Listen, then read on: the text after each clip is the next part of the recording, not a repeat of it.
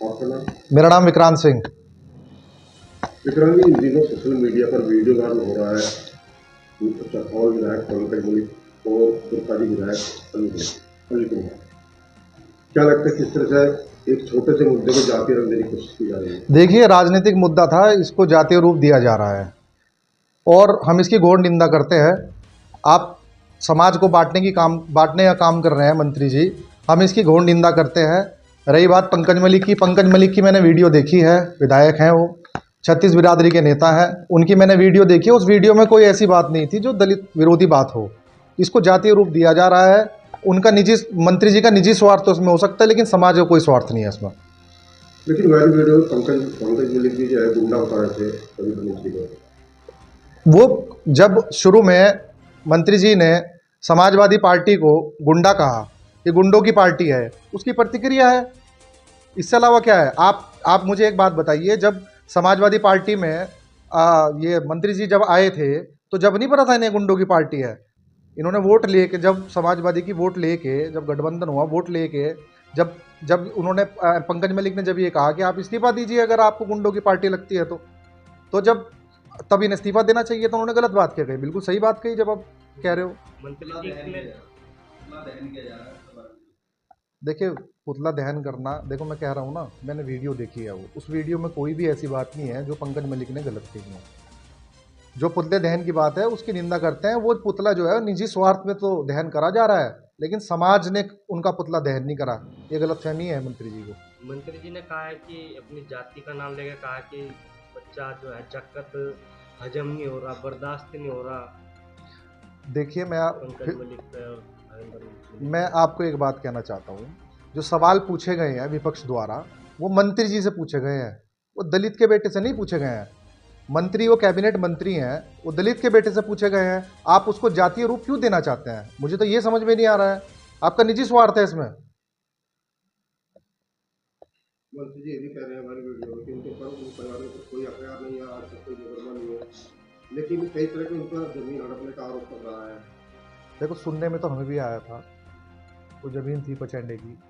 उस प्रकरण में उनके ऊपर आरोप लगे, उन्होंने कोई एसडीएम थी, उनके ऊपर आरोप लगे। तो देखो, कहीं ना कहीं कोई ना कोई बात सत्य होगी, जब भी तो आया होगा। पंकज मलिक के बारे में कहा गया है कि अगर वो जमीनी नेता है तो वो एक सीट की चुनाव क्यों लड़े, अलग अलग सीट क्यों बदलते हैं? देखिए, पंकज मलिक जी छत्तीस बिरादरी के नेता हैं और उन्होंने सर्व समाज का काम करने का काम कराया है। आज भी अगर देखें, ज़िले में वही एक ऐसा आदमी है जो गरीब मजलूमों के साथ हमेशा खड़े रहते हैं। और रही बात सीट बदलने की, तो 2007 में बगरा विधानसभा से वो विधायक बने थे। उसके बाद परिसीमन हुआ, बगरा ख़त्म हो गई। कुछ हिस्सा उसका चरथावल में चला गया, कुछ शामली में चला गया। तो उन्होंने फिर शामली से चुनाव लड़ा। 2 बार तो शामली से चुनाव लड़ा, किसने कहा सीट बदल दी? 2 बार उन्होंने, एक बार वो जीते, एक बार हार हुई। उसके बाद समाजवादी पार्टी में आए, उन्हें मौका मिला, चरथावल से विधानसभा का चुनाव लड़ा, चुनाव जीते। ये कौन सी सीट बदलने की बात है? तो परिसीमन हुआ था। उनका कहना है कि समाजवादी पार्टी को आज काशीराम की याद आ रहे हैं, फोटो अपने बैनर पर कभी लगा रहे हैं। मैं कह रहा हूँ कि आप मुझे बता दीजिए, आप जिस पार्टी में हैं उसमें काशीराम जी की फोटो कब से लगनी शुरू हुई? आप मुझे बता दीजिए। आपके जितने भी एमएलए हैं उनके घर में काशीराम जी की फोटो, आप मुझे बता दीजिए, है क्या उनके घर में फोटो? और अगर काशीराम जी की बात करनी है तो आप कैबिनेट मिनिस्टर हैं, आप प्रस्ताव भेजिए भारत रत्न का काशीराम जी को दिलाने के लिए। हम आपके सपोर्ट में खड़े हैं, करिए, आप पहल करिए। दुर्गा जी के विकास को लेकर पुरका जी के विकास को लेकर मैं कहना चाहता हूँ कि वो बहुत दलितों की बात कर रहे हैं, अभी दलित दलित दलित कर रहे हैं वो।